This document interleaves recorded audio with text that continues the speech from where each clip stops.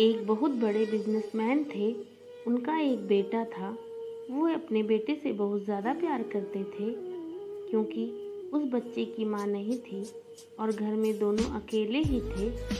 वो अपने बच्चे की हर ख्वाहिश को पूरी करने की कोशिश करते थे और वो अपने बेटे को दुनिया की हर खुशी देना चाहते थे।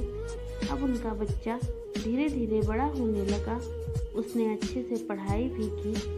अब वह ग्रेजुएट होने वाला था क्योंकि अब उसकी पढ़ाई पूरी होने वाली थी और वो चाहता था कि उसके पापा उसे एक स्पोर्ट्स कार गिफ्ट करें। वो स्पोर्ट्स कार के शोरूम में भी गया और उसने तय भी कर लिया कि उसको कौन सी कार गिफ्ट में चाहिए। फिर उसके बाद वो रोज़ अपने पापा को इनडायरेक्टली ये सब कहता रहता था कि ये कार मार्केट में नहीं आई है पापा, मेरे दोस्त के पापा उसको स्पोर्ट्स कार गिफ्ट करने वाले हैं। फलाने शोरूम में अच्छी अच्छी गाड़ियाँ मिलती हैं। ऐसे अपने पापा को हर दिन हिंट देता रहता था, लेकिन उसके पापा एक स्माइल के साथ बात को घुमा दिया करते थे।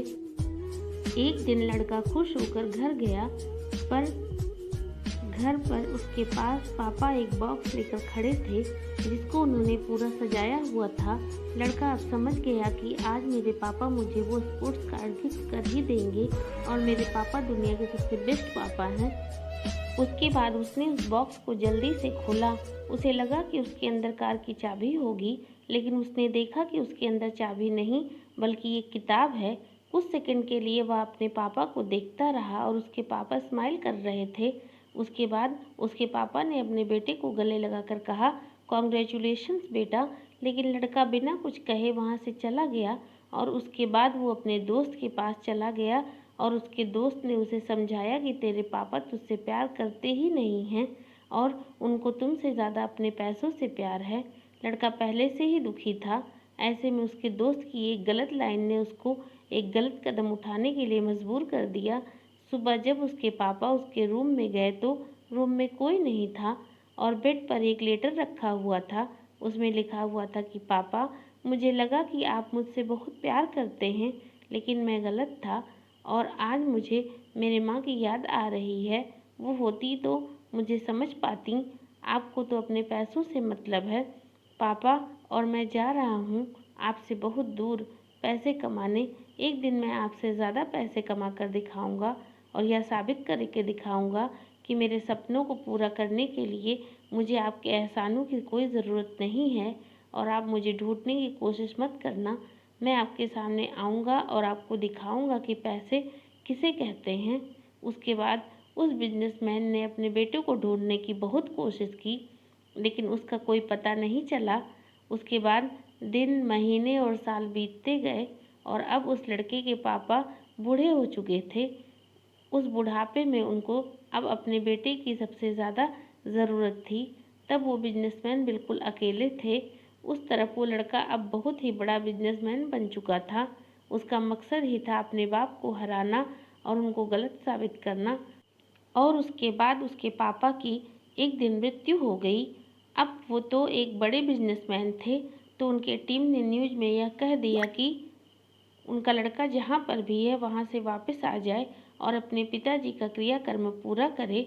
जैसे ही उस लड़के को पता चला कि उसके पापा की मृत्यु हो गई है, तो वहाँ से भागकर अपने घर पर वापस आ जाता है और उसके सामने उसके पिताजी की बॉडी पड़ी हुई थी और उसे वो शब्द याद आ रहे थे कि एक दिन मैं आऊँगा और आपको गलत साबित करूँगा और आपके पैसों का मतलब समझाऊँगा।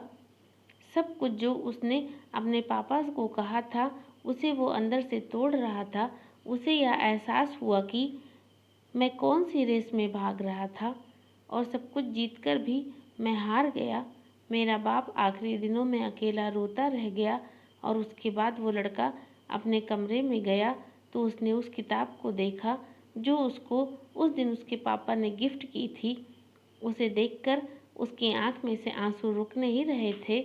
उसके बाद उसे एहसास हुआ कि कितने प्यार से उन्होंने उस किताब को लेकर आए हुए होंगे मुझे देने के लिए। और उसने उस किताब को खोला तो पहले पेज पर लिखा हुआ था कि बेटा, मैं दुनिया का सबसे खुशनसीब बाप हूँ क्योंकि मेरे पास तेरे जैसा बेटा है। मैं कुछ दिनों से यह देख रहा हूँ कि तू मुझे इशारा कर रहा है कि तुझे एक स्पोर्ट्स कार गिफ्ट में चाहिए। आखिर मैं तेरा बाप हूँ, तू कुछ भी नहीं कहता तब भी मैं समझ जाता कि तुझे गिफ्ट में स्पोर्ट्स कार चाहिए। आज से मेरा सारा बिजनेस तू देखेगा। मैं मेरी सारी दौलत तेरे नाम कर रहा हूँ, क्योंकि मेरी दौलत तो तू है। और हाँ, पीछे देख, हमारे नए बॉस के लिए कुछ गिफ्ट है। और उसने जैसे ही पन्ना घुमाया तो बुक के होल में एक स्पोर्ट्स कार की चाबी रखी हुई थी। उस लड़के का रो रो कर बुरा हाल हो गया। हम जितना सोच भी नहीं सकते, माँ बाप हमको देने की कोशिश करते हैं, इसलिए हमें उन पर कभी शक नहीं करना चाहिए, ना ही किसी की बातों में आना चाहिए। दोस्तों, आपको स्टोरी कैसी लगी कमेंट करके ज़रूर बताइएगा। धन्यवाद।